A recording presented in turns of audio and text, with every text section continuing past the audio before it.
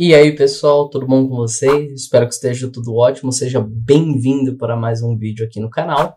E eu queria mostrar para vocês hoje e contar uma história de como foi montada e sendo formulada uma das teorias mais avançadas que a gente tem na física hoje em dia.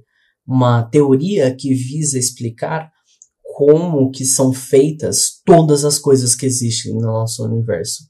Com o menor número de elementos possível, descrever todo o universo que nós temos hoje, desde o micro até o macro. Essa é uma história bem legal e eu espero que vocês gostem bastante de acompanhar com a gente. Então, vem comigo que é bem interessante. Desde a antiguidade, desde os tempos antes de Cristo, sempre foi uma questão muito vigente nos debates da época entre os pensadores, filosoficamente falando, do que nós somos feitos, do que consiste a gente ou as coisas que nós vemos, tocamos e tudo mais. E, bem, desde 4 de antes de Cristo existe essa discussão e dois pensadores, Demócrito e Leucipo, chegaram a uma conclusão que foi aceita por muitos pensadores da época, que nós, ou a matéria, era feita de pequenas partes dela mesma. Ou seja, por exemplo, o que me forma? São pequenos Lucasinhos que vão formar o Lucas que vocês estão vendo que aqui vos fala. E do que são feitas essas pequenas partes que consistem a parte de um todo? São mini pratos, pequenos pratos microscópicos que juntos se formam um prato grande. E do que é feita essas pequenas partes? Bom, essas pequenas partes seriam feitas, filosoficamente descritas, 4 a.C., pessoal, não estamos falando de um período que tinha muita tecnologia. Elas eram descritas como feitas pelos 4 elementos básicos: fogo, terra, água e ar. Esses 4 elementos formavam as pequenas partes que formavam o todo. Bom, caso vocês já saibam e vocês devem lembrar da escola, esse modelo já caiu por terra faz tempo, pois uma pequena partícula, um pequeno elemento foi descrito como a menor parte da matéria possível. E essa menor parte da matéria possível foi chamada de átomo. Muito bom, pessoal. E os átomos, eles eram descritos como a menor parte da matéria. E uma vez que foram se descobertos vários tipos diferentes de átomos, foi tentado organizar eles de uma maneira para a gente se localizar melhor, através das suas características, tanto físicas quanto químicas. E caso vocês lembrem da escola, essa é a nossa incrível tabela periódica. Hoje nós temos 118 elementos que teoricamente formariam tudo que nós temos aqui na Terra, tanto quanto no universo e tudo mais. Coisa linda, né, pessoal? Acabamos por aqui, 118 elementos, já classificamos, podemos ir embora, certo? Nada disso. Nós sabemos da escola também que, na verdade, os átomos não são a menor parte constituinte da matéria, são uma parte muito importante. Porém, é possível se quebrar o átomo em mais partes, pessoal. Mais partes. Como, por exemplo, os modelos atômicos foram evoluindo, como Thomson descobriu, a presença do elétron. Ele bombardeou os átomos de prata com partículas positivamente carregadas. E essas partículas, ele esperava varar uma folha de prata, por exemplo, ou uma folha de ouro, né? Que foi o experimento que ele fez. E as partículas positivamente carregadas deveriam passar reto. Afinal, uma folha de ouro, ela tem carga neutra. Como possui uma carga neutra, então as partículas positivamente carregadas que ele bombardeou deveriam seguir reto. Mas não foi isso que ele observou experimentalmente. Opa, pessoal, tudo bem? Aqui é o editor do canal. Tô dando essa pausadinha aqui só para fazer uma observação que o Lucas me passou. Que, na verdade, esse experimento com a folha de ouro foi feito por Rutherford e não Thomson. Rutherford, sim, foi um aluno de Thomson que fez essa experiência com a folha de ouro, conforme ele mesmo descreveu aqui. Só essa observaçãozinha, segue o vídeo. experimentalmente falando, ele percebeu que algumas partículas tinham o seu curso alterado. E como as partículas eram positivamente carregadas, ele previu, bom, provavelmente tem partículas aqui dentro do átomo que constituem esse átomo de ouro, que são eletricamente opostas para estarem atraindo eles, e experimentalmente foi visualizado o elétron, que é a carga negativa, o responsável por dar carga negativa aos átomos. Mas aí que fica a pergunta, cadê a carga positiva, pessoal? Se tem uma carga negativa, provavelmente tem uma carga positiva, afinal, o átomo em si, ele é neutro, ele não tem carga nem positiva nem negativa, então deve ter alguma coisa para estar anulando essa carga, correto? Bom, é correto, tanto que o Rutherford, que foi um outro físico posterior ao Thomson, reproduziu em alguns outros experimentos e descobriu a carga positiva do átomo, que foi o próton, a partícula responsável por dar a carga positiva ao átomo, o próton. E o próton, ele tinha uma massa 2.000 vezes maior do que a massa do elétron. Ou seja, chegou-se à conclusão de que basicamente toda a massa que aquele átomo possuía vinha mais dos prótons que eles tinham do que do elétron, certo? Porque ele foi descoberto partículas extremamente pesadas. Thomson dizia que o átomo ainda assim eram coisas maciças que tinham entremeados entre si coisas que eram positivas e negativas. O Rutherford discordou disso e ele mostrou que o átomo era não assim exatamente, pois esse já é o modelo de Bohr, mas ele possuía espaços vazios entre eles. Ele possuía espécies de camadas, certo? Não eram necessariamente maciços. E aí a gente passa para um modelo subsequente, lembrando sempre, pessoal, que os modelos que vão vindo depois apenas aprimoram os anteriores. Não é que a pessoa que formulou os anteriores era burra, meu Deus do céu, como você falou uma coisa dessa? Não, mas conforme vai se tendo mais pesquisa, mais investimento na ciência e em tecnologia, é possível se captar mais coisas. E foi aí que o Bohr, já posterior a Einstein, e o Einstein revolucionou o mundo da física, utilizando desses conceitos que já foram provados por Einstein, por Planck, por Maxwell, ele propôs um novo modelo atômico, dessa vez extremamente mais refinado, e foi o modelo de Bohr que deu o pontapé para a gente começar a entrar no mundo das partículas, porque a gente começou a descobrir que elétron, próton, nêutron, igual a gente aprende na escola, na verdade não são nada disso. Tirando o elétron, que é realmente uma partícula elementar, tudo isso é composto de outras novas coisas e isso é extremamente complicado de falar, pessoal.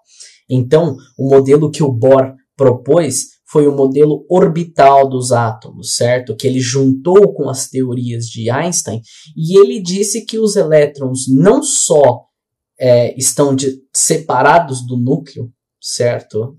Rodando ao redor dele, como também possuem níveis de energia extremamente especificados. Eles não podem estar em qualquer lugar. Eles têm que estar em lugares específicos. E tendo que estar em lugares específicos já muda muita coisa, pessoal. Tudo bem que a gente tiver que adentrar nisso, é uma coisa extremamente complicada, porém, foi uma coisa muito importante essa quantificação. Afinal, essa quantificação, saber que esse mundo de partículas assume valores extremamente bem definidos, quantificados, que gerou a nossa querido nome para física quântica, certo, pessoal? E então, vamos continuar aqui com a nossa história. A gente parou nesse modelo aqui, incrível, e uma dúvida ficou para trás, certo? A dúvida que ficou para trás é, ok, o átomo é constituído por partes positivas, por partes negativas, beleza? Como nós já sabemos da escola, você já aproximou um ímã do outro. O polo positivo com o polo negativo se atraem. Eletricamente falando, pessoal, é a mesma coisa. A parte positiva com a parte negativa, elas se atraem. Então, como é que os elétrons não caem no núcleo? Como que essas atrações não fazem com que o elétron caia dentro do núcleo? Porque até essa época a gente tinha conhecimento de duas forças muito presentes na nossa vida. A força gravitacional, que é proporcional à massa, que faz os planetas rodarem em torno dos outros, as luas em torno dos planetas, planeta em torno do Sol, o Sol em torno de outra estrela ainda mais pesada e tudo mais. Nossa, é o que nos prende aqui na Terra, essa é a força gravitacional. E tem também a força eletromagnética, que é a força que nos permite fazer basicamente tudo no dia a dia, que é a força que me faz levantar essa caneca, é a força que me faz mexer aqui na frente do microfone. Essas são forças eletromagnéticas, porque o meu elétron não permite encostar no elétron aqui, e a força eletromagnética era muito, muito, muito, muito mais forte do que a força gravitacional. Então, a gente não podia falar que o elétron não caía dentro do núcleo porque a força gravitacional compensava a elétrica. Então, foi descoberta uma nova força fundamental na nossa vida. E é uma força que vamos discorrer agora. A força gravitacional e a força eletromagnética, elas já eram conhecidas, certo? Você também já deve conhecer de escola e tudo mais, mas aqui a gente começa a entrar num campo um pouquinho mais aprofundado, que é a força forte. Pessoal, existe a força forte. Imaginem uma mola comprimida. Se você para um pouco de fazer força, a mola já te empurra sua mão de volta, certo? A sua mão está aqui comprimindo a mola, e se você parar de fazer força, ela se repele. Ela te empurra a mão para trás. O elétron com o próton é a mesma coisa. É a mesma coisa. Eles vão querer se aproximar. E um elétron do outro vai querer se afastar. O que mantém tudo junto, gente? Tudo grudadinho, tudo perfeito, é a força forte. Imagine que você pegue uma mola, igual eu estava explicando, e você aperte e passe um barbante em volta. Mesmo que você solte os dedos, você não vai estar com a mola completamente livre, porque ela está amarrada agora por um barbante. Esse barbante, gente, por modo de metáfora, ele faz o papel da força forte pra gente, tá certo? E, consequentemente, foi descoberto posteriormente a força fraca, certo? A força fraca, que ela é responsável pelo decaimento atômico.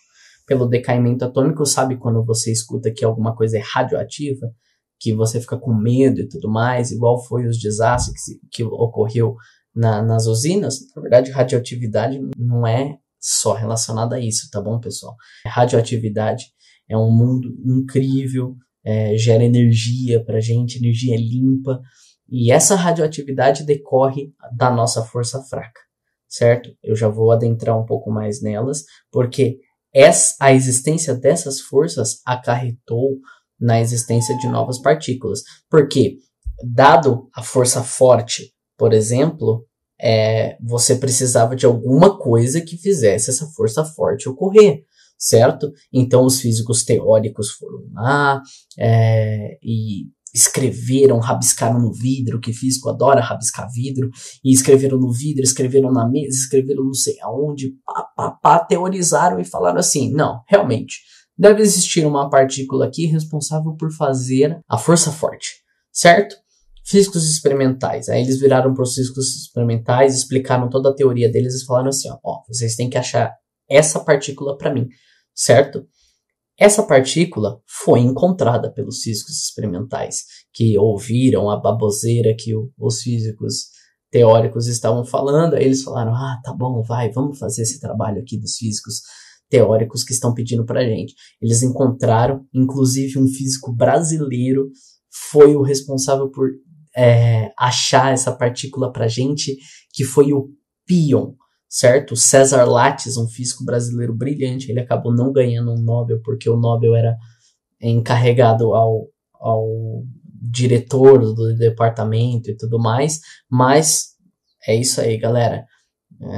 Pode colocar o nome do Brasil aí no meio, porque a gente descobriu a partícula responsável por mediar a força forte, gente, e isso era incrível. pra época, beleza, achamos e tudo mais. E aí, até aí, beleza, né? Achamos o que a gente precisava achar. Agora a gente tem o elétron, o próton, o nêutron, o fóton, né? Que o Einstein já tinha descrito. E agora a gente tem a partícula que é responsável pela força forte. Maravilha, acabamos aqui, vamos apagar a luz e tal. Porém, os físicos experimentais, pessoal, eles gostam de experimentar, eles gostam. É montado laboratório, é montado um monte de brinquedinho novo para eles, e eles querem brincar com os brinquedos deles. Então eles chegaram e falaram assim: físicos teóricos, nós achamos o que vocês pediram pra gente, porém, nós achamos algumas outras partículas aqui. E pessoal, eles começaram a achar muita partícula. Muita partícula. Eles acharam coisas como várias outras partículas nesse mesmo modelo que a gente está falando aqui. E a força fraca que a gente estava falando, que já era descrita do decaimento, era quando um nêutron se decai num próton e num elétron. Você tem um nêutron lá bonitinho, e ele se transforma num próton e num elétron. Só que se a gente soma essas massas, falta um pouquinho, gente. Bem pouquinho. Como vocês podem ver nesse desenho aqui.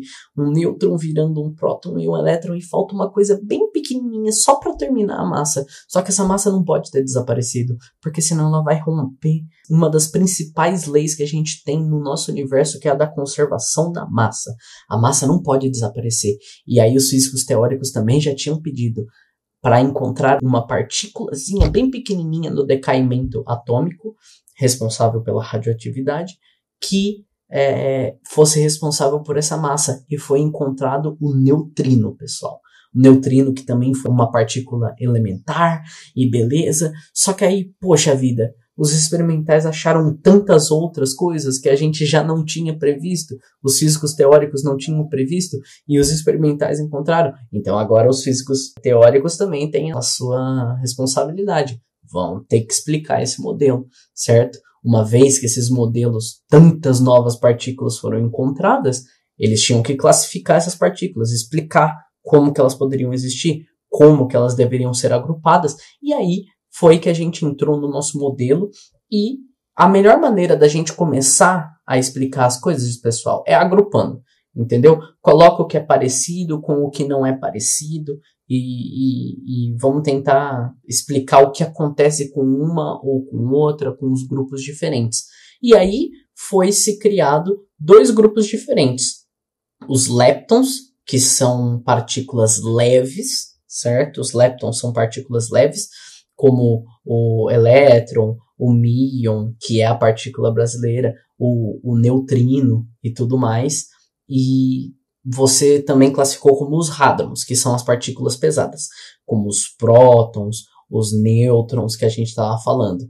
Ok, pessoal? Porém, tinha um pequenino problema nisso daqui. Quando você colidia hadrons, os leptons não, tá? Mas quando você colidia hadrons, pessoal, eles conseguiam se quebrar em partes ainda menores. E se era conseguido quebrar em partes ainda menores, eles não são elementares. A gente não pode falar que um nêutron é uma partícula elementar se ele vira um próton, um elétron e solta o neutrino, igual a gente conversou no decaimento atômico. Porém, o próton também, o próton começou a ser quebrado. Tanto que o LHC, caso você já tenha ouvido falar, é Large Hadrons Collider, certo? Então é o grande colisor de hadrons, certo? Se você bate um hadron no outro, quebra em mais parte. Se quebra em mais parte, não é elementar, pessoal. Então a gente precisa de uma nova categoria aqui para agrupar de maneira realmente elementar, de maneira realmente que consiga descrever tudo. Lembrando sempre que o modelo da física de partículas, ela quer buscar descrever tudo que a gente vê no nosso universo com o menor número de elementos possível. Se o hadron pode ser quebrado, ele não é o menor elemento possível, então a gente tem que adentrar nesse nosso hadron, certo? Para conseguir novas nomenclaturas, novos agrupamentos. E aí a gente acabou dividindo os hadrons. Os hadrons, eles já tinham uma subdivisão. dentro dos hadrons, que eram os mesons, eram partículas de massa média, e os barons eram partículas de massa pesada, certo? Então a gente precisava agrupar de maneira menor. Para agrupar isso, tiveram uma incrível sacada que foi agrupar pelo spin. Spin, pessoal, nada mais é do que uma coisa que a gente não consegue explicar direito. Tem gente que costuma fazer, né, uma explicação de que trataria-se do momento angular das partículas. É uma característica. Mas assim, se eu te perguntar para você, o que é carga? A gente já sabe o que a carga faz, mas saber o que é carga, a gente não sabe direito. O que é massa? A gente sabe o que a massa faz, o que utilizando-se da massa, podemos descrever. Mas massa mesmo, a gente não sabe direito descrever, certo? Então, assim, spin, para caso você esteja com dúvida, coloca aí no nosso arsenal da física, que é mais uma coisa que a gente não sabe descrever direito. Mas a gente sabe que existe e sabe o que faz, mas a gente não sabe descrever direito, certo? Utilizando-se desse spin, a gente conseguiu dividir as partículas em dois novos grupos, certo? Os férmions e os bósons. Basicamente, pessoal, para vocês entenderem, os férmions é tudo que a gente tem no nosso dia a dia, que a gente consegue tocar e tudo mais. Então, se você tiver afim da garota, do garoto que você tiver afim, chega para ele ou para ela e fala assim: olha, eu vou te falar que você é a matéria fermiônica mais bonita que eu já vi na minha vida. Pode mandar uma dessa que eu tenho certeza absoluta que ele vai ficar, de queixo caído, ele ou ela vão se jogar aos seus pés. Tá bom, pessoal? E os férmions, eles eram partículas que possuíam spin semi-inteiro, ou seja, metade de spin. Não era um spin inteiro. Gente, não se preocupem com isso. Se vocês quiserem pesquisar um pouco mais, mas é um campo muito denso, então vamos só entender que existem spins metade e spins inteiros, certo? Só guarda isso. Assim como carga, certo? Existe carga positiva, carga negativa, existe spin metade e spin inteiro, para cima ou para baixo. Não importa, tá certo? Pra gente aqui não vai importar tanto.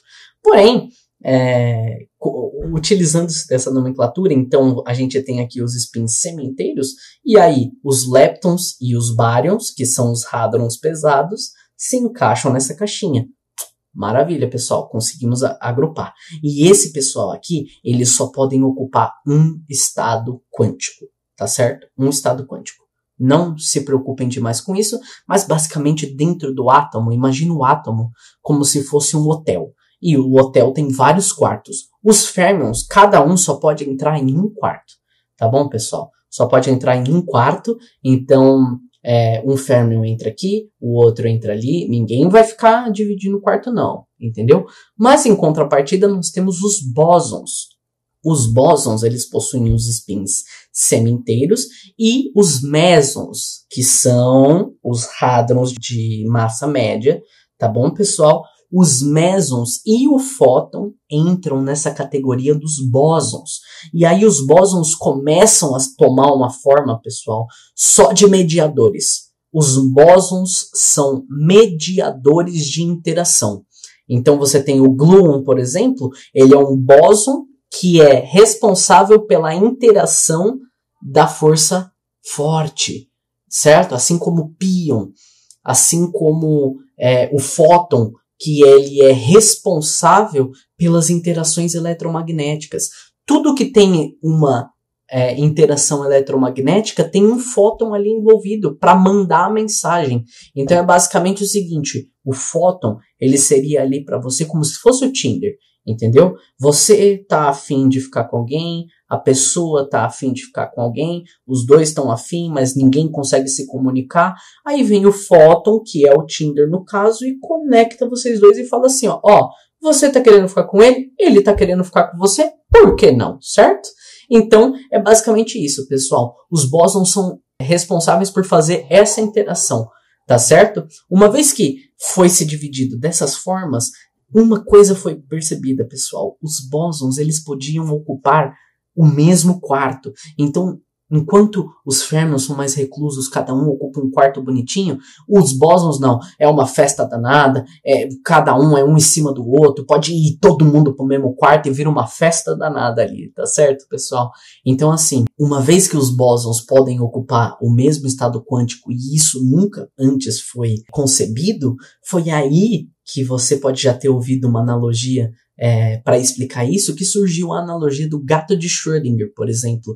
Pra gente, com o pensamento fermiônico, de matéria fermiônica, de universo fermiônico que nós vivemos, a gente acha que um gato dentro de uma caixa com veneno lá dentro, se ele estourou o veneno, ele morreu. Se ele não estourou o veneno, ele tá vivo. Com a caixa fechada, o gato ou está vivo ou está morto. Pensamento fermiônico. Isso. Agora, se você pensar num pensamento bosônico, que vários bósons podem ocupar o mesmo estado quântico, foi aí que Erwin Schrödinger propôs esse experimento dizendo que o gato podia estar vivo e morto ao mesmo tempo, porque o bóson que diz que ele está vivo e o bóson que diz que ele está morto podem estar ocupando o mesmo espaço quântico, ou seja, a informação que contém a vida e a morte do gato podem estar no mesmo lugar. Daí esse experimento mental de dizer que o gato pode estar vivo e morto ao mesmo tempo. Tá bom, pessoal? Gente, isso daqui é o mais avançado possível que eu tô falando pra vocês e eu aposto que vocês estão entendendo. Se vocês não estiverem entendendo, já deixa aí as dúvidas nos comentários, tá certo? Mas, basicamente, foi isso que nós tivemos. E, assim, já estamos quase acabando, certo?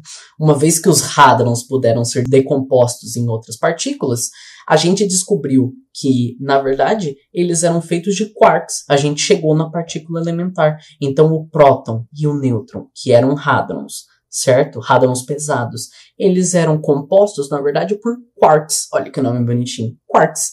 Uma vez descoberto esses quarks, foi primeiro descoberto o quark up e o down, que basicamente formava quase toda a nossa matéria. E aí depois foram descobertos mais 4 tipos de quarks. O charm, o strange, o top e o bottom, certo? Porém, os quarks, pessoal, eles não são observáveis na natureza sozinho. Daí o título desse nosso grupinho aqui, é impossível ser feliz sozinho. E isso gerou, pessoal, uma nova área na física de partículas, que é a cromodinâmica quântica. A gente não vai adentrar muito nela, mas é basicamente o que diz e o que mostra o porquê os quarks não podem ser encontrados sozinhos. Você nunca vai encontrar um quark sozinho. Não. Você vai encontrar sempre eles aprisionados, sempre eles juntos. E essa teoria da cromodinâmica quântica que é incrível. Gente, é de uma delicadeza, de uma finesse tão grande que, nossa, é coisa maravilhosa, certo? Mas o próton que a gente estava discutindo antes, ele é formado por 2 quarks ups e 1 down, certo? O quark up tem carga positiva 2/3. O quark down tem carga negativa 1/3. Juntando tudo, você tem 4/3 menos 1/3 dá 3/3, é carga 1 positiva.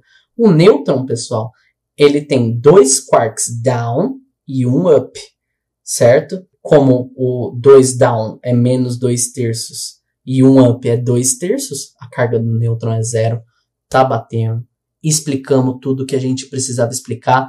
Então, agora vamos resumir tudo, como que ficou a nossa historinha da formação da física de partículas. Resumindo, pessoal, essas partículas que estão aqui são as responsáveis, tá certo? Por formar tudo que a gente tem no nosso universo. Tudo que a gente tem, tá certo? A gente tem os quarks, agora fazendo um resumão, né? A gente tem os quarks que foram descobertos, os quarks que são responsáveis por fazer matéria fermiônica, os fermions, lembra? Os quarks e os leptons. Os quarks futuramente podem formar hadrons, certo? Hadrons que são matérias de massa média ou massa pesada. E nós temos os leptons de massa leve, certo? Que também ajudam a formar toda a nossa matéria fermiônica. Então, por exemplo, aqui, a gente tem os quarks up e down, que formam o próton e o nêutron, e a gente tem o elétron aqui. Olha aqui, pessoal, Maravilha, né? A gente tem o up e o down que formam o próton e o nêutron, e também temos o elétron. Uma vez isso formado, a gente volta para aquele modelo atômico, aquele que a gente aprende na escola, que está nas tabelas periódicas, que tem próton, elétron e nêutron, tá certo? Tudo isso são formados por essas pequenas partículas de fato elementares dessa vez. Tá certo, pessoal? E a gente também tem os nossos bósons. Os bósons que eu expliquei, que são partículas responsáveis por mediações. Ou seja, eles vão fazer o papel do Tinder ou o papel do Facebook, que vão conversar com vocês. Então a gente tem os gluons, que são responsáveis por manter a força forte lá dentro do núcleo, manter os quarks unidos. Tem o fóton, que é responsável pelas interações eletromagnéticas, o bóson Z e o bóson W, que são responsáveis pelos decaimentos alfa e beta, certo? Os decaimentos, que é aquele que a gente falou que é chamado de radioatividade, que é um nêutron se tornando um próton e um elétron. E aqui, pessoal, o famosíssimo que foi discutido muito durante um tempo atrás, que foi o bóson de Higgs. O bóson de Higgs, ele em si e a existência dele não é um mega fato, o bóson em si, mas a existência do bóson de Higgs mostra que o campo de Higgs é uma coisa real. E o campo de Higgs, só para vocês entenderem, pessoal, existe uma coisa, certo, na física que geralmente a gente acha que tem uma forte intuição que mas como ninguém provou, a gente não pode bater o martelo e falar que é. Num universo ideal, todas essas partículas elementares, elas estariam sem massa e se movendo à velocidade da luz. Porém, não é isso que a gente observa. Tirando o fóton, nada se move na velocidade da luz e as partículas possuem massa. A gente lembra que a gente viu que o próton era 2.000 vezes maior do que a massa do elétron? E o elétron tem massa. Se o elétron é uma partícula elementar, no modelo padrão ele não deveria ter massa, mas ele tem, certo? Então, o Higgs, que foi o responsável por dizer que deve existir um campo que permeia todas as partículas. E quando a gente fala num campo, para deixar mais fácil, imagina como se fosse o ar que a gente está aqui agora. A gente não está sentindo, a gente não está vendo, mas a gente está respirando e a gente sabe que a gente está mergulhado numa poça de ar, certo? Existe um campo responsável por dar massa às coisas. E esse campo, ele nunca foi observado experimentalmente. Porém, o bóson de Higgs, certo? Este bóson foi observado experimentalmente no colisor de partículas, no LHC. E uma vez que esse bóson existe, logo existe o campo de Higgs obrigatoriamente. E é daí que vem a massa. E esse modelo, pessoal, está basicamente completo. Ainda existem vários estudos sendo feitos. Se a gravidade for classificada como uma teoria quântica de campos, deve entrar mais um bóson aqui no meio, que já tem nome, caso ele seja descoberto, já tem nome, que é o gravitron. E o gravitron seria essa partícula responsável por mediar forças gravitacionais. Então, entre um planeta e outro, a Lua, a Terra, rodando um em torno do outro, deve ter gravitron aí, mediando essa interação gravitacional. Tá certo, pessoal? Gente, essa foi a historinha da existência do modelo padrão da física de partículas, uma breve historinha. Se você quiser saber um pouco mais, deixa aí nos comentários. Se você ainda não é inscrito no canal, por favor, se inscreve, que dá uma força danada pra gente.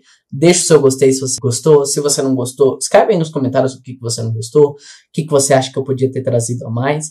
E espero de verdade que vocês tenham entendido tudo e a gente se vê numa próxima ocasião. Muito obrigado, pessoal. Até mais.